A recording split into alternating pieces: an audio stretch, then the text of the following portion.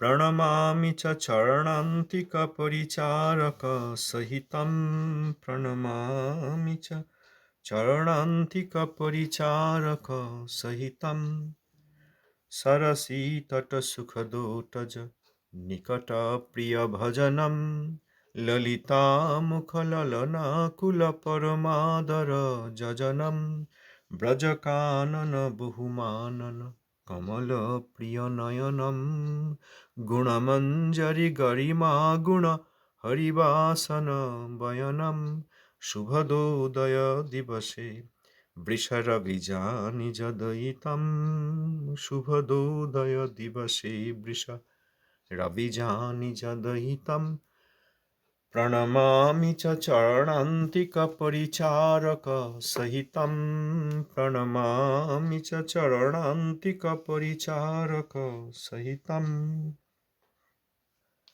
श्रीगौरधामाश्रितशुद्धभक्तं रूपानुगाद्यं निरबद्धरूपं वैराग्यधर्मोज्ज्वलविग्रहं तं वन्दे प्रभुं गौरकिशोरसङ्गं वन्दे प्रभुं गौरकिशोरसङ्गम्। पतित पावन जगदेक बंधु श्री श्रील गुरु महाराज जी की जय।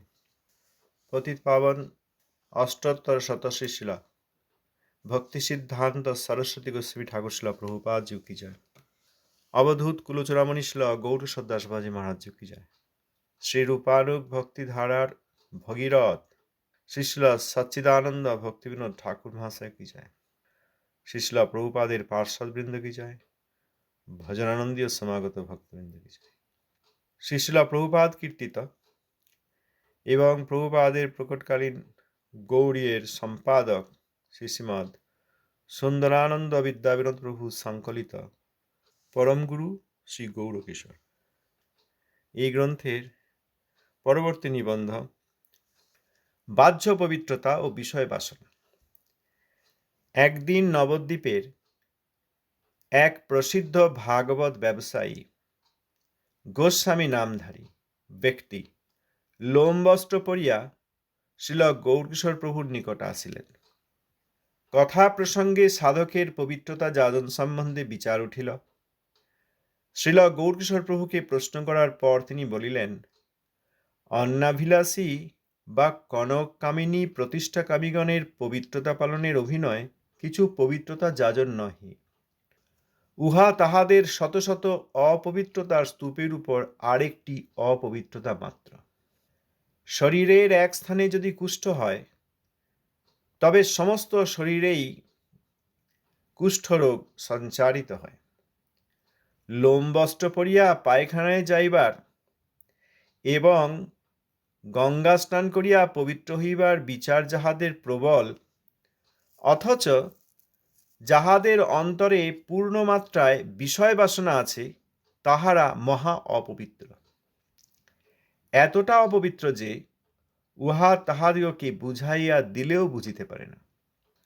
যাহারা লোমবস্ত্র ও গরদের কাপড় পরিধান, আতপ অন্নগ্রহণ, গঙ্গা স্নান প্রভৃতির দ্বারা বাহিরে বৈষ্ণবতা ফলাইয়া অন্তরে বিষয় উপার্জনকেই সার বুঝিয়া রাখিয়াছে, স্ত্রী পুত্র কনক কামিনী প্রতিষ্ঠার সেবাই যাহাদের প্রিয় মনে হইয়াছে, বৈষ্ণব সেবা যাহাদের প্রিয় হয় নাই, তাহারা যে কোনো উপায়ে পবিত্র হইবার চেষ্টা করুক, সেই পবিত্রতা কৃষ্ণের সুখকর হয় না। একদিন নবদ্বীপের এক প্রসিদ্ধ ভাগবত ব্যবসায়ী, তিনি প্রসিদ্ধ ভাগবত ব্যবসায়ী। প্রসিদ্ধ কথাটা খুব গুরুত্বপূর্ণ কথা, বিখ্যাত। প্রসিদ্ধ কে, তার প্রসিদ্ধি কোথায়? তার প্রসিদ্ধি কোথায়? আমরা পড়ি, সরস্বতী নাম জগৎ প্রসিদ্ধ। হে বাবাজি মহারাজ, আপনি এই জগতের পতিতাধম জীবকুলের একান্ত বন্ধু, ঐকান্তিক বন্ধু। আপনি এই জীবগুলকে, বদ্ধ জীবগুলকে উদ্ধার করার জন্য আপনার জগৎ প্রসিদ্ধ শিষ্য শ্রীল সরস্বতী ঠাকুরকে প্রকটিত করেছেন।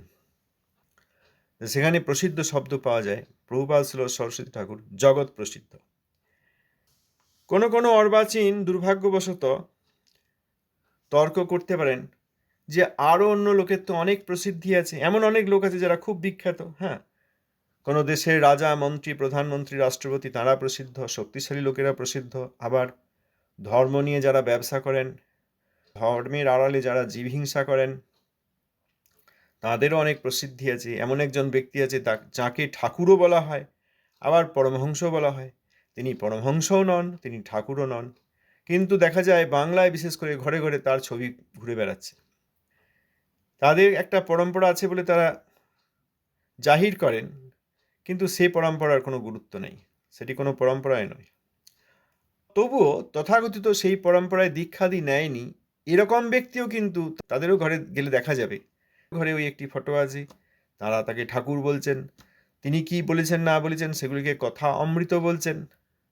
তিনি শুনেছি একসময় গোমাংসও খেতে চেয়েছিলেন। তিনি শক্তির পূজারী ছিলেন এবং জীবহিংসক, জীববঞ্চক ছিলেন, কিন্তু তাকেও পরমহংস বলা হয়। যে কাউকে এরকম পরমহংস জগতের লোক বলতে পারে। তাদেরও তো প্রসিদ্ধি আছে, কিন্তু তাদের যে প্রসিদ্ধি সেটি লোক ঠকানোর জন্য প্রসিদ্ধি, সেটি জীব বঞ্চনার জন্য প্রসিদ্ধি। জীব উদ্ধার বা প্রকৃত হরিভক্তি বা কৃষ্ণের সেবার জন্য প্রসিদ্ধি নয়। সুতরাং প্রসিদ্ধি হলেও দেখতে হবে কিসে প্রসিদ্ধি। সেরকম আরেকটি ব্যক্তি এরকম খুব প্রসিদ্ধি লাভ করেছেন, কিন্তু সে প্রসিদ্ধি প্রকৃত হরিনাম প্রচারের প্রসিদ্ধি নয়। সেই প্রসিদ্ধি হরিনাম প্রচারের আড়ালে নিজের প্রতিষ্ঠা সংগ্রহের প্রসিদ্ধি। তিনি গুরুর দ্বিগুণ শক্তিধারী বলেন নিজেকে, তিনি গুরুর 10 গুণ করেছেন বলে জাহির করেন, তিনি প্রভুপাদের শ্রীমুখে মিথ্যা কথা লাগিয়ে দেন, তিনি ভক্তিবিনোদ ঠাকুরকে অবাঞ্ছিতভাবে ভয়ঙ্করভাবে অপরাধ করেন। সেই সব প্রসিদ্ধির কোনো গুরুত্ব নেই। সুতরাং সরস্বতী নাম ও জগৎ প্রসিদ্ধং, যে প্রভুপাদ ছিল সরস্বতী ঠাকুর, প্রত্যেকের আমাদের ভালো করে অনুধাবন করে বোঝা উচিত তিনি প্রসিদ্ধ কেন প্রসিদ্ধ। তিনি জীব উদ্ধারক হিসেবে প্রসিদ্ধ। কেবল সাধারণ উদ্ধারক নন, জীবকে, বদ্ধ জীবকে উদ্ধার করে, বিষয় বিষ্ঠা থেকে উদ্ধার করে তিনি বৈকুণ্ঠের সর্বোপরি যে ব্রজ, সেখানেও সর্বোৎকৃষ্ট যে উন্নত উজ্জ্বল রস সেইটি দিতে পারেন, কারণ তিনি সেখানকার নয়নমণি। এই জন্য তিনি প্রসিদ্ধ। এখানে প্রসিদ্ধ শব্দটি এলে এই কথা মনে হয়, জগতের লোক অনেকে অনেক কিছুতে প্রসিদ্ধ হন। ভালো করে বোঝা দরকার, সরস্বতী নাম ও জগৎ প্রসিদ্ধং বুঝলে আমরা আর এই জগতের গুণনামি, জগতের ভণ্ডামি, জগতের নরকগমন, জগতের বঞ্চনা, এইগুলিতে আমরা আর নিজেরা বঞ্চিত হব না। এখানেও একজন প্রসিদ্ধ ব্যক্তির কথা বলা হচ্ছে, তিনি ভাগবত ব্যবসায় প্রসিদ্ধ, মানে খুব ভালো ভাগবত দিয়ে ব্যবসা করতে পারেন। অর্থাৎ শুদ্ধ ভক্তির প্রশ্ন নাই। ভাগবত যিনি ভগবানের অবতার, শাব্দিক রূপ, অপ্রাকৃত শব্দ, সেই ভাগবতকে নিয়ে ব্যবসা করায় তিনি প্রসিদ্ধ, তার নাম আছে। সকলে মনে করে তিনি ভালো ভাগবত কথক বা গায়ক বা বক্তা, কিন্তু প্রকৃত প্রস্তাবে তিনি ভালো ব্যবসাটি করেছেন ভাগবতকে নিয়ে। অন্য বিষয় নিয়ে ব্যবসা করা যেতে পারে, জগতে ব্যবসার প্রয়োজন আছে, বৈশ্যকুলের প্রয়োজন আছে, কিন্তু ভগবানের নাম, ভগবানের অপ্রাকৃত শব্দ, শাব্দিক রূপ, করুণাময় অবতার ভাগবত, তাকে নিয়ে ব্যবসা করলে যে প্রসিদ্ধি হয় সেটি দুর্ভাগ্যজনক, সেটি নিন্দাজনক। অতএব প্রসিদ্ধ ভাগবত ব্যবসায়ী। তিনি আবার গোস্বামী নামধারী, অর্থাৎ ওই জাত গোসাই, গোস্বামী পরিবারে এসেছেন বলে তার গোস্বামী সারনেম আছে। সেই ব্যক্তি লোমবস্ত্র পরে এলেন বাবাজি মহারাজের কাছে। কথা প্রসঙ্গে সাধকের পবিত্রতা যাজন সম্বন্ধে বিচার উঠল, বিভিন্ন বিষয়ে আলোচনা হয়, সেখানে এই প্রসঙ্গ উঠল, সাধকের পবিত্রতা বিচার। কেউ ছিল বাবাজি মহারাজকে প্রশ্ন করলেন পবিত্রতা যাজন সম্বন্ধে, তখন বাবাজি মহারাজ উত্তর দিলেন, অন্যাভিলাষী বা কনককামিনী প্রতিষ্ঠাকামীগণের পবিত্রতা পালনের অভিনয় কিছু পবিত্রতা যাজন নহে, উহা তাহাদের শত শত অপবিত্রতার স্তূপের উপর আরেকটি অপবিত্রতা মাত্র। এরকম দেখা যায়, বারবার হাত ধুয়ে নেন, বারবার কাপড় বদলান, দিনে কতবার করে স্নান করেন, এইগুলোর বিশেষ গুরুত্ব নেই, এগুলোর কোনো বিশেষ গুরুত্ব নেই। যদি না তাদের হৃদয় থেকে, পরে বলছেন, তাহলে তাদের মধ্যে যদি অন্নাভিলাষ থাকে, কনক কামিনী প্রতিষ্ঠা ইত্যাদির কামনা থাকে, লাভ পূজা প্রতিষ্ঠা চান, তাহলে তাদের যে বাহ্যিক পবিত্রতা, এই পালনের একটা অভিনয়, সেটা পবিত্রতা যাজন নয়। তাদের অনেক অপবিত্রতা আছে। ওই হৃদয়ের অন্নাভিলাষ, অর্থ কামিনী, কনক কামিনী প্রতিষ্ঠা, এইগুলি তাদের হৃদয়ে থাকার জন্য এত অপবিত্র তাদের হৃদয় যে বাইরের শরীরে বারবার হাত ধোয়া, স্নান করা, বস্ত্রাদি পরিবর্তন করা, একে ছোঁয়া ওকে তাকে না ছোঁয়া, এইগুলির কোনো গুরুত্ব নেই। বাবাজি মহারাজ বলছেন শত শত যে অপবিত্রতা রয়েছে অন্নাভিলাষের কারণে, সেই শত শত অপবিত্রতার স্তূপের উপর আরেকটি অপবিত্রতা মাত্র। স্তূপ হয় না, এক জায়গায় আবর্জনা ফেলতে ফেলতে কিছুদিন পর উঁচু হয়ে যায়, প্রচুর আবর্জনা স্তূপ, সেইখানে আরেকটি আবর্জনা কেউ ফেলে যায়, তখন আরও উঁচু হয় স্তূপটি, আবর্জনা স্তূপটি। সেই রকম অন্নাভিলাষী ব্যক্তিগণের এই শারীরিক পবিত্রতার যে পালন বা পালনের অভিনয়, সেটা তাদের ওই অন্নাভিলাষ রূপ বিভিন্ন অপবিত্রতার মধ্যে আরেকটি অপবিত্রতা যোগ করছে, এই শারীরিক পবিত্রতা, বাইরের পবিত্রতা যা যা। বাবাজি মহারাজ উদাহরণ দিয়েছেন যে শরীরের এক স্থানে যদি কুষ্ঠ হয়, তবে সমস্ত শরীরেই সেই রোগটা সঞ্চারিত হয়, সে এক জায়গায় থাকে না, কুষ্ঠ রোগ সঞ্চারিত হয় শরীরের মধ্যে। লোমবস্ত্র পরে পায়খানা যাইবার, অনেকে যান, লোমবস্ত্র অতএব ধোয়াধুয়ির প্রয়োজন নেই। অন্য বস্ত্র, কার্পাসের বস্ত্র মানে সুতির বস্ত্র ইত্যাদি পরে গেলে সেটি ধুতে হয়, এরকম সব নিয়ম আছে। কিন্তু লোম বস্ত্র পরলে তার মধ্যে তো আর কার্পাস নেই, তুলা নেই, অতএব ধোয়ার প্রয়োজন নেই, এই রকম যাদের চিন্তা, বা গঙ্গা স্নান করে পবিত্র হওয়ার বিচার যাদের প্রবল, যে গঙ্গা স্নান করে আসি, এই যাদের বিচার প্রবল, অথচ যাদের অন্তরে পূর্ণ মাত্রায় বিষয় বাসনা আছে, তারা বিষয়ের জন্য বাসনা আছে, এটা হোক ওটা হোক, অর্থ হোক, বাড়ি হোক, আরো বড় ঘর হোক, আরো জমি জায়গা হোক, আরো পরিবার বৃদ্ধি পাক, তারা মহা অপবিত্র। হৃদয় বিষয় বাসনা আছে হৃদয়ে, আর বাইরে লোমবস্ত্র পরে পবিত্রতা রাখার চেষ্টা করা হচ্ছে, কাপড় না ধুয়ে, বা গঙ্গা স্নান করে পবিত্র হওয়ার বিচার হচ্ছে তাদের। এইগুলিকে বাবাজি মহারাজ বলেছেন তাহারা মহা অপবিত্র, কারণ অন্তরে পূর্ণ মাত্রায় বিষয় বাসনা আছে। অন্তরে যাদের বিষয় বাসনা আছে তারা এতটাই মহা অপবিত্র যে সেইটা তাদেরকে বুঝিয়ে দিলেও তারা বুঝতে পারে না, তবু ওই হাত ধুতে যায়, আর বারবার বস্ত্র পরিবর্তন করে, বারবার কাপড় চোপড় ধুয়ে দেয়, দিনে 3 বার করে স্নান করে, এইসব। আর হৃদয়ের মধ্যে যে এই অন্নাভিলাষ রয়েছে, কনক কামিনী প্রতিষ্ঠা, এসবের ইচ্ছা রয়েছে, লাভ পূজা প্রতিষ্ঠার ইচ্ছা রয়েছে, সেইগুলো বুঝিয়ে দিলেও তারা বুঝতে পারে না, তবু ওই বাইরের ছুঁতমার্গ, ছোঁয়াছুঁয়ি আর পবিত্রতা, এইসব নিয়ে তারা ব্যস্ত থাকে, বোঝালেও বুঝতে পারে না। অপবিত্র মানে খুব বেশি অপবিত্রতার স্তূপ, আবর্জনা স্তূপ জমলে সেটা যেমন ফেলে পরিষ্কার করে সেই জায়গাটা একদম পরিষ্কার করে দিয়ে ঝাড়ু দিয়ে ধুলেও যেমন সেই অপবিত্রতা যেতে চায় না, কারণ অপবিত্রতার স্তূপ রয়েছে, সেই রকম এই সব ব্যক্তির দিকে বারবার বোঝালেও, ভালো করে বুঝিয়ে দিলেও তারা সেটা বুঝতে পারে, এতটাই অপবিত্র। অল্প অপবিত্রতা থাকলে সহজে বোঝালেই চলে যায়, অল্প নোংরা থাকলে সহজেই ঝাড়ু দিলে পরিষ্কার করলে চলে যায়, কিন্তু অনেক স্তূপ হয়ে থাকলে সেটি করা খুব মুশকিল। এখানেই অপবিত্রতার স্তূপ বলেছেন। যাহারা লোমবস্ত্র ও গরদের কাপড় পরিধান, আতপন্ন গ্রহণ, গঙ্গা স্নান প্রভৃতির দ্বারা বাহিরে বৈষ্ণবতা ফলাইয়া অন্তরে বিষয় উপার্জনকেই সার বুঝিয়া রাখে। তাহলে কেউ কেউ এরকম থাকে, লোমবস্ত্র পরে থাকেন, কেউ গরদের কাপড় পরেন, গরদের কাপড় সেটা ওই তুলার নয়, ওই জন্য ওই এটা তো নাইলনের বা ওই গরদ যা হয় আর কি, যে মেটেরিয়াল দিয়ে তৈরি হয়, সেটায় তো কোনো দোষ নেই, সেই উপাদানে কোনো গরদের কাপড়ের যে উপাদান তাতে তো কোনো দোষ নেই, এ হচ্ছে তাদের যুক্তি। আবার আতপন্ন গ্রহণ করেন, হব্বিষ্যান্ন করেন, আমি ওরকম সেদ্ধ চাল খাই না, আতপন্ন খাই, আতপন্ন গ্রহণ করেন, গঙ্গা স্নানাদি সময়ে সময়ে করেন, এইসবের দ্বারা বাইরে বৈষ্ণবতা ফলান, এরকম অনেক আছে।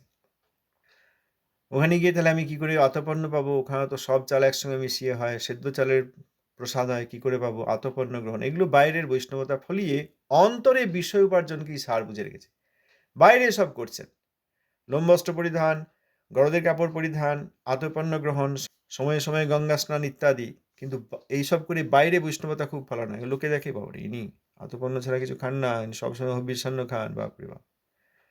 তারপরে এরকম দিনে গঙ্গা স্নানে যান বা এই সময় গঙ্গা স্নানে যান, এতবার কাপড় ধোন, এতবার স্নান করেন, আর হাত ধোয়ার বেলায় লেরমান থাকে। এগুলি আসলে মানসিক রোগ। বারবার হাত ধোয়া এসব মানসিক রোগ। এই বাইরে বৈষ্ণবতা ফলিয়ে তারা অন্তরে বিষয় উপার্জনকেই সার বুঝেছে। কি করে আরো বিষয় পাওয়া যায়? বিষয় মানে কেবল টাকা পয়সা নয়, সে তো আছেই, অর্থাৎই আছে, আরো সবকিছু তার সঙ্গে রয়েছে। স্ত্রী, পুত্র, কনককামিনী প্রতিষ্ঠার সেবাই যাদের প্রিয় মনে হয়েছে, তারা পরিবারে পুরুষ হলে স্ত্রীর সেবা করেন, এরকম মহিলা আছেন তারা স্বামীর সেবা করেন, পুত্রকন্যার সেবা করেন, আর কনককামিনী প্রতিষ্ঠা, কনকের সেবা অর্থাৎ আরও কি করে আমার ধন উপার্জনাদি হবে, কামিনী অর্থাৎ ওই সংজ্ঞাদি, প্রতিষ্ঠা অর্থাৎ আমার সুনাম কি করে হবে, লোকে কি বলছে, এত প্রণামী দেওয়া হয়েছে, এতবার বারবার ধামে যাওয়া হচ্ছে, সব উৎসবে যাওয়া হচ্ছে। আবার কেউ কেউ ওই নির্জলা একাদশীও করেন। আবার দেখলে দেখা যাবে তারা সব অনেকেই কলির পায়ে গিয়ে প্রণাম ঠুকছেন। কেউ কলির কাছে দীক্ষা নিয়েছেন, কেউ কলির আনুগত্য করছেন। প্রথম কলি আছে, দ্বিতীয় কলি আছে, অন্যান্য কলি আছে, বহু কলি আছে, কলির বহুরূপ। কলির যুগ তো কলিযুগই হবে, কলিযুগ তো সর্বত্রই কলি হবে। শুদ্ধ বৈষ্ণব পাওয়া যাবে নাকি? শুদ্ধ বৈষ্ণব না বৃদ্ধ বৈষ্ণব না অবৈষ্ণব না বৈষ্ণব রূপ চিনতে পারছেন না। কলির দূতকেই গুরু, আচার্য, শিক্ষাগুরু, সন্ন্যাসী, প্রচারক, বৈষ্ণব এইসব মনে করছেন, দিয়ে তাদের আনুগত্য করছেন, কোনো না কোনোভাবে তাদের মুখ দেখছেন, কথা বলছেন, তাদের সঙ্গে বাক্য বিনিময় করছেন, সময়ে সময়ে তাদেরকে প্রণামী দিয়ে নিজের সুনাম বা নিজের পজিশন রাখছেন। আর এদিকে দেখা যাচ্ছে বেশ ভালো নির্জল একাদশী করছেন, সময়ে সময়ে ধামে যাচ্ছেন। এই সব ব্যক্তির কি প্রয়োজন আছে, কি মূল্য আছে? বৈষ্ণব অবৈষ্ণব চিনতে পারলেন না। মধ্যম বৈষ্ণব হলে তো বৈষ্ণব অবৈষ্ণব চিনতে পারবেন। মধ্যম বৈষ্ণব, বৈষ্ণব, অবৈষ্ণব, বৈষ্ণব রূপ, বৈষ্ণবের মধ্যে কনিষ্ঠ, মধ্যম, উত্তম এইসব চিনতে পারবেন। এখানে কলি চিনতে পারছে না, আর বাইরে এরকম নির্জলা করে লোককে যে বলা হয়ে গেছে, অ্যাডভার্টাইজমেন্ট করা হয়ে গেছে, সবাই জানে আমি নির্জলা করি, এত বছর ধরে নির্জলা করে আসছি, রোগ হয়ে যাচ্ছে। শুদ্ধ ভক্তির জন্য তো নয়, ওই লোক দেখানো বিষয় আছে, তাতে শরীরে রোগ হয়ে যাচ্ছে। কিন্তু তবু সবাইকে যে বলা হয়েছে, সবাই জানে, জিজ্ঞেস করবে আপনি তাহলে নির্জলা একাদশী করেন? হ্যাঁ, নির্জলা একাদশী করি। কত সুনাম হবে, এই প্রতিষ্ঠা। এইসবের সেবায় যাদের প্রিয় মনে হয়েছে, বৈষ্ণব সেবা যাদের প্রিয় হয় নাই, বৈষ্ণব সেবা হতে গেলে সেখানে বলেছেন প্রভুপাদ এবং ঠাকুর মহাশয়। শ্রীল রূপ গোস্বামীপাদের পঞ্চম শ্লোকের অনুবৃত্তিতে প্রভুপাদ বলেছেন, ভাষ্যে শ্রীল ভক্তিনাথ ঠাকুরও বলেছেন, যে বৈষ্ণব সেবাটি কে করেন? মধ্যম বৈষ্ণব। কনিষ্ঠ বৈষ্ণব এখনো বৈষ্ণব সেবার আদর বুঝতে পারেন নাই। তিনি ওই বিগ্রহের পূজা, আলেখ্যের পূজা ইত্যাদি করেন, অর্চনাদি করেন, পূজা করেন, বিগ্রহের পূজা করেন। কনিষ্ঠ অধিকারীও খুব বিরল। তিনি নামকেই আশ্রয় করেছেন, নামেই কল্যাণ হবে, এই জন্য নামকেই একমাত্র আশ্রয় করেছেন। দেবদেবী পূজা করেন না, কিছু অন্য কিছু করেন না। তবে এখনো তত্ত্বাদি বিশেষ জানেন না, এবং বৈষ্ণবের যে গুরুত্ব, কতটা গুরুত্ব, শুদ্ধ বৈষ্ণবের কতটা গুরুত্ব, সেটি জানেন না। অতএব কনিষ্ঠ বৈষ্ণব এখনো বৈষ্ণব সেবা শুরু করেন নাই। যেদিন তিনি বৈষ্ণব সেবা করবেন এবং শুদ্ধ নাম গ্রহণ করবেন, সেই দিন তিনি মধ্যম বৈষ্ণব হবেন। আর উত্তম বৈষ্ণব তার কাছে সব সমান। উত্তম বৈষ্ণব বিরল থেকে বিরলতম, দেখাই যায় না। সুদেব গোস্বামীপাদ উত্তম বৈষ্ণব, প্রহ্লাদ মহারাজ উত্তম বৈষ্ণব, এইরকম নারদ গোস্বামী উত্তম বৈষ্ণব, দেখাই যায় না প্রায়। অতএব উত্তম বৈষ্ণবের কাছে যখন সবই সমান, তিনি সবই শ্রীহরির ইচ্ছায় ঠিক মতো চলছে, এই দেখেন সর্বত্র যাঁর এই বিমল দৃষ্টি, প্রত্যেক বস্তু ভগবানের সেবার, প্রত্যেক ব্যক্তি ভগবানের সেবক, বর্তমানে বদ্ধ হয়ে থাকলেও তার আত্মা সে ভগবানের নিত্যদাস, এই দেখে তিনি সর্বদা হরিভজন করেন। যার দৃষ্টিতে এরকম সাম্য, তিনি তো আর বৈষ্ণব সেবা করবেন না। অতএব উত্তম বৈষ্ণব ও সাধারণত বৈষ্ণব সেবা করেন। বৈষ্ণব সেবা করবেন মধ্যম অধিকারী।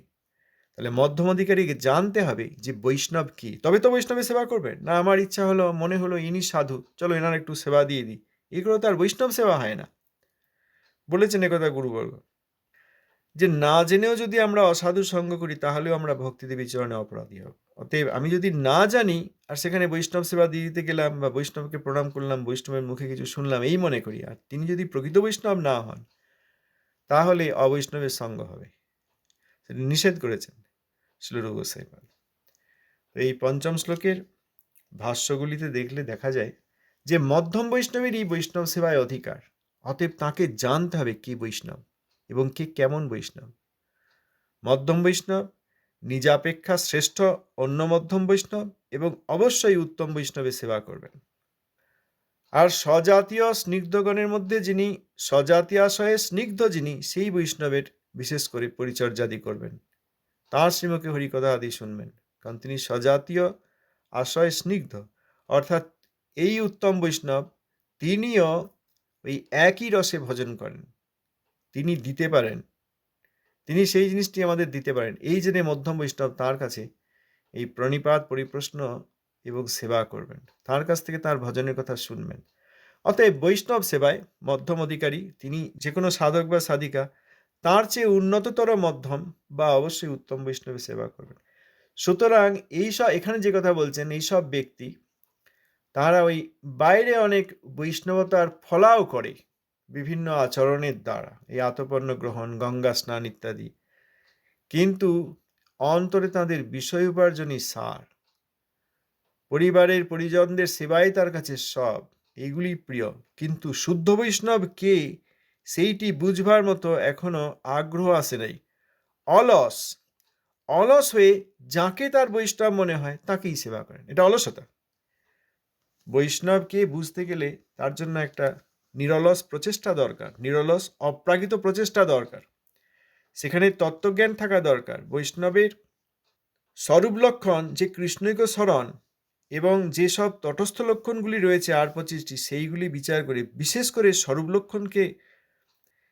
লক্ষণের দ্বারা নিশ্চিত হয়ে তারপর তিনি কোন স্তরের বৈষ্ণব এইটি বুঝে তিনি সেবা করবেন। এগুলোর জন্যে তত্ত্বজ্ঞানের প্রয়োজন আছে। অতএব এইগুলি অলস ব্যক্তিদের পক্ষে সম্ভব নয়।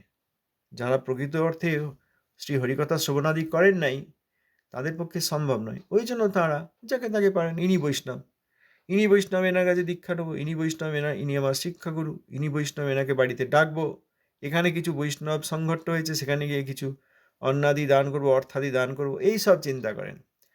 কিন্তু প্রকৃত বৈষ্ণবকে এবং প্রকৃত বৈষ্ণবের সেবা যাদের প্রিয় হয় নাই, বাবাজি মহারাজ এখানে তাই বললেন, এইসব বিষয় সেবা এবং পরিবার পরিজনদের সেবাই যাদের কাছে প্রিয়, লাভ পূজা প্রতিষ্ঠা যাদের হৃদয়ে রয়েছে, বাইরে বৈষ্ণবতা ফলাইয়া অন্তরে বিষয় উপার্জনকেই সার করেছেন, কিন্তু প্রকৃত বৈষ্ণবের সেবা যাদের প্রিয় হয়নি, তাহারা যে কোনো উপায়ে পবিত্র হইবার চেষ্টা করুক, সেই পবিত্রতা কৃষ্ণের সুখকর হয় না। অতএব এই বারবার হাত ধোয়া, বস্ত্রাদি পরিবর্তন করা, দিনে কয়েকবার স্নান করা, গঙ্গা স্নান আদি করা, আতপন্ন ছাড়া গ্রহণ না করা, লোম বস্ত্র পরা, গরদের কাপড় পরা ইত্যাদি, এইগুলি কৃষ্ণের সুখকর হয় না। এইগুলি নিজের মনের একটা এরকম ভাব থাকে যে আমি এরকম করব, আর অনেক লোকে সেটা দেখে জানে, তখন তারা তা জেনে গিয়ে তাকে একটা স্ট্যাটাস দেয়, প্রতিষ্ঠা দেয়, এইগুলি ভালো লাগে। কৃষ্ণের সুখকর না হলে সে পবিত্রতার কি গুরুত্ব আছে। ধন্যবাদ, প্রণাম।